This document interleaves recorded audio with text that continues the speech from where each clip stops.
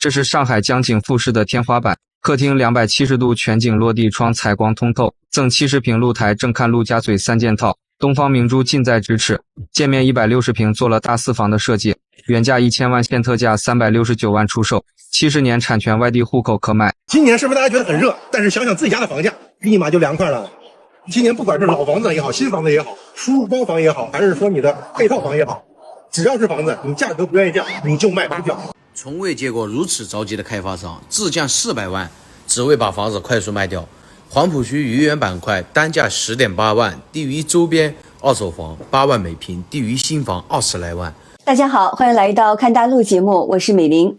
几年前，作为中国4大1线城市的上海楼市，曾被认为是最抗跌，在上海买不起房子的人比比皆是。但是呢，随着中国经济走向衰败，情况发生了大逆转。现在上海的楼市真的应了那句话，没有卖不出去的房子，只有卖不出去的价格，开发商也扛不住了。600万就可以在中环旁边买一个精装修的大3房，而且5.2米开间的一个大横厅。你还别说这个小区还真不错。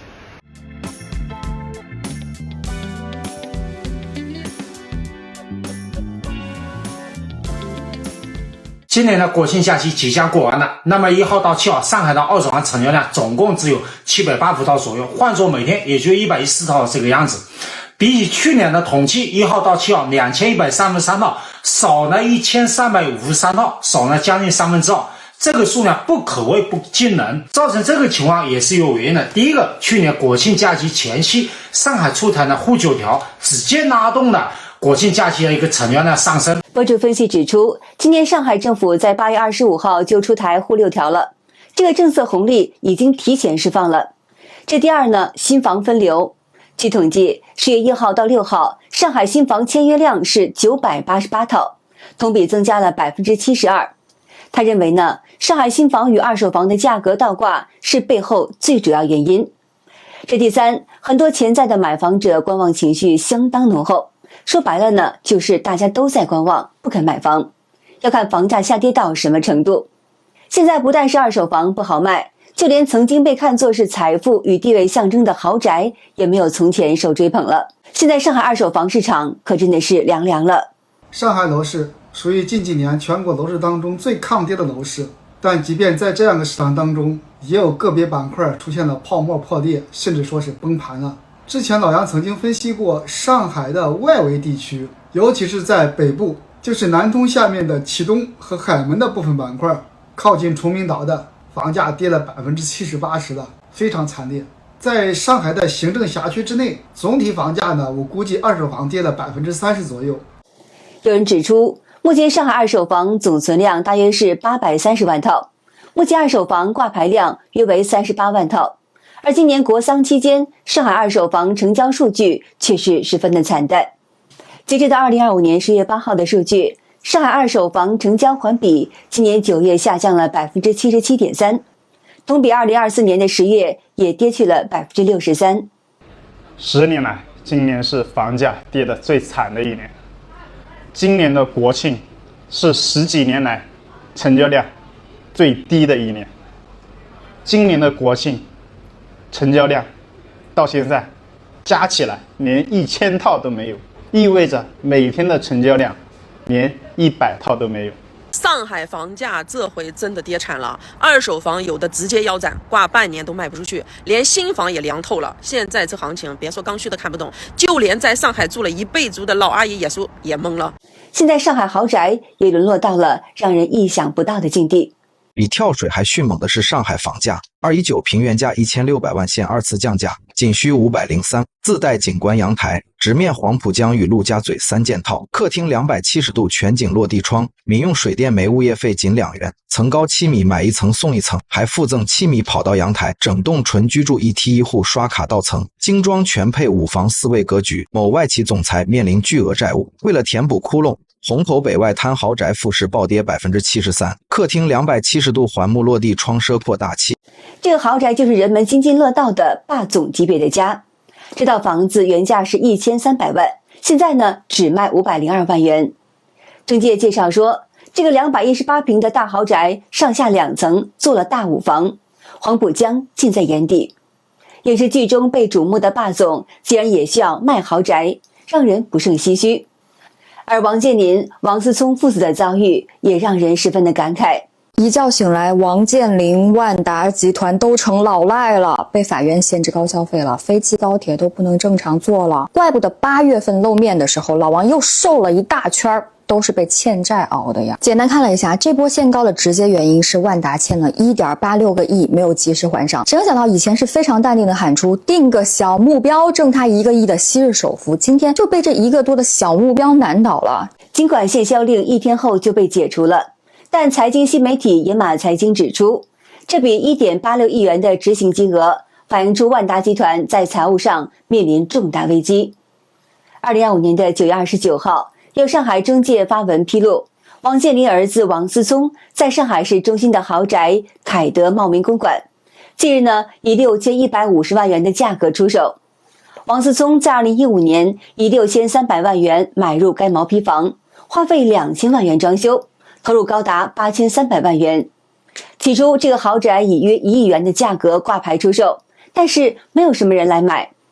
今年的1月份，王思聪把房价下调到了大约是8000万元，仍然是没有人买，他又降到了6300万元，最终以6150万元价格成交。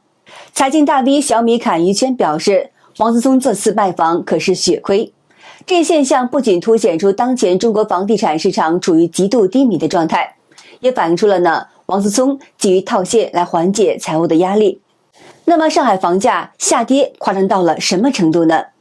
捡漏了啊！72平22万，包产证到手啊！91平32平25万。有人表示，上海楼市今年有很多板块下跌程度比北京那边还是要明显一些。2025年1月到10月，上海楼市北外滩板块房价从10.1万元跌到了9万4千元。上海楼市同嘉度板块房价从9.6万元跌到了8.9万元。新天地板块房价从11.6万元跌到了11.1万元。现在很多人对买房还是持观望的态度，因为照这个趋势呢，房价还会一直下跌，所以就不愿意冲动买房。对大多数人来说呢，赚钱十分不易，即使是买房也只能是勉强凑出首付，月月还月供，十分辛苦。而中国经济又不好，如果突然间失去工作而断供，对很多普通打工族来说呢，真的是无法应对，而这也导致了很多人不敢贸然买房。11假期过完了，各位同学们，现在上海楼市整体是什么情况呢？我说句实话，就现在的房子是真的好，性价比也是真的高，但你们也是真的不买。这个11小长假应该是过去几年上海楼市最惨淡的11了。你们也别忘记了，上海就在前不久9月份还出了楼市新政，外环外不限制套数了，随便你买。当然了，现在回头看嘛，这个政策是一点用都没有。上海的房子越来越不值钱了，地段越好的房子反而越便宜。嘉定红梅路几十万一套的房子啊，奉贤南桥的贝港路上面1万多块一平的电梯房现在是满天飞。今天阿飞就用我们的内部数据告诉你，上海这5个小区的降幅绝对是排名前5的，有人半年蒸发掉一辆保时捷。博主表示，第一个降价幅度大的小区就是浦东的梅园新村，70平2房挂牌价500万元。这如果放在几年前行情好的时候呢，每平米最起码要10万块起步。这个房子此前总价要700万元，即使是顶楼，这个70平的房子要卖到650万元，现在呢却沦落到了45万元都没有人买。第二个小区是普陀真如的朝阳八村，当年这可是真如板块最抢手的一个楼盘，房价不会低于8万块一平。当年业主们硬气地表示房子绝对不降价，现在呢4万元一平，挂牌半年都没有人看。这第三个小区就是临港滴水湖新苑，当初是400多万一套的房子都很抢手，现在89平3房报价180多万元还是卖不掉。第四是松江浪琴水岸小区，这是松江在2005年开发的热门楼盘，当初靠宣传火遍了整个区域，60平一居室报价170多万元，现在呢单价18000块一平都没有成交。这第5个小区就是杨浦的黄兴公园板块控江6村，挨着黄兴公园的小区，早年房价是不低于8万块一平的，顶楼都能卖到7万5千块一平，现在呢，100平的房子400万元抛售，房主直接亏掉一辆宝马车。要说上海外环外房价的过去王者，浦东唐镇必须当之无愧。最高峰时，从房价曾冲到12万一平。就拿唐镇地铁站旁边的绿城玉兰花园举例，去年7月，一套90平米的小3房成交835万，我当时还价750万，直接被房东挂了电话。结果1年多过去，同款90平现在挂牌750万，中介直言700万能够谈。1年多的时间，房价硬生生的跌了130多万。博主表示，炸裂的是，这套房子在2022年最高峰的成交价是1130万元，3年时间跌了400万。一边是房价持续下跌，让房主们心痛；一边是网友们对此十分冷静，纷纷指出，上海房价是从每平方米3000到4000块涨上来的，已经涨了20倍了，下跌非常正常，远远没跌到位了。上海房价10年涨了20多倍，应该跌。凭什么房价涨得这么高而不能跌呢？随着经济危机影响，人口在持续减少了，房地产正在日益大衰败。马云预报的白菜价正在成为现实。高房价千万不能买。你贷款买一套，其实你买了2套房，其中呢有一套是帮银行买的，懂吗？也有人表示还没跌到位，2010年前房价才多少？所有城市房价跌到2000年。上海房子降价到1500块1平方米。假设上海的房价跌到06年的水平，会发生什么事？现在房价已经快跌到16年了，但是还有人觉得跌得不够。要是真跌到06年，大家可能真的会笑不出来。跌到06年是什么概念？大家可能不知道。06年的时候，市区好的地段房子也就7、8千一平，像静安、黄埔这些核心的区域，均价也没超过1万5，现在动辄10几万起步，热门板块甚至突破20万，差了10倍不止。博主指出，如果上海房价跌回到2006年，这绝非是捡便宜，很可能会触发系统性连锁反应。2006年至今，很多人靠贷款囤房，如果房价跌回去，像闵行区2020年花了800万买来的大3居，现在可能只值80万元，剩余贷款可能超过了500万元，直接变成了负资产。在2015年以后买房的家庭，一般都掏空了家里的6个钱包，还背负了30年房贷。比如像是2018年在浦东花了600万买的2居室，跌回到2006年可能只剩了60万，相当于蒸发了普通家庭的15到20年的收入。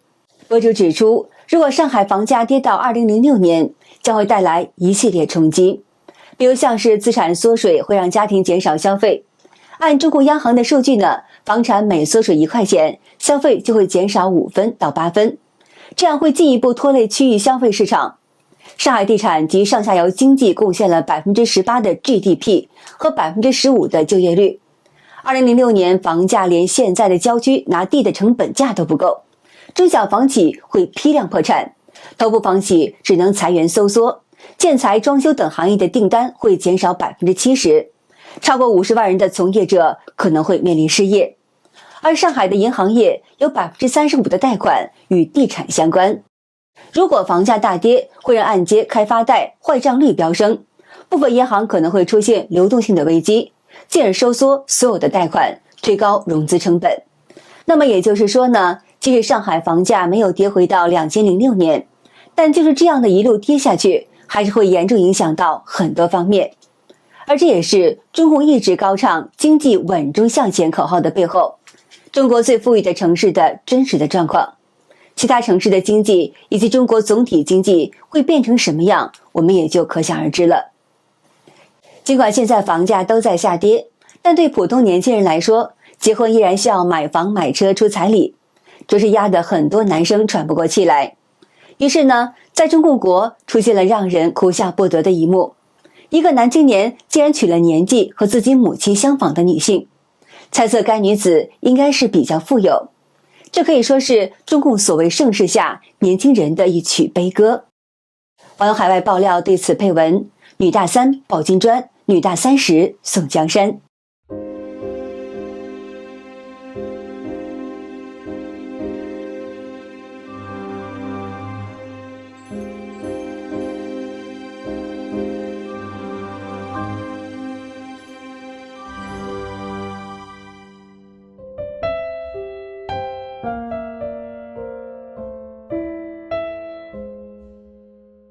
好的，今天就和大家聊到这儿了，请您记得点赞、订阅、留言，并且分享给您的朋友们。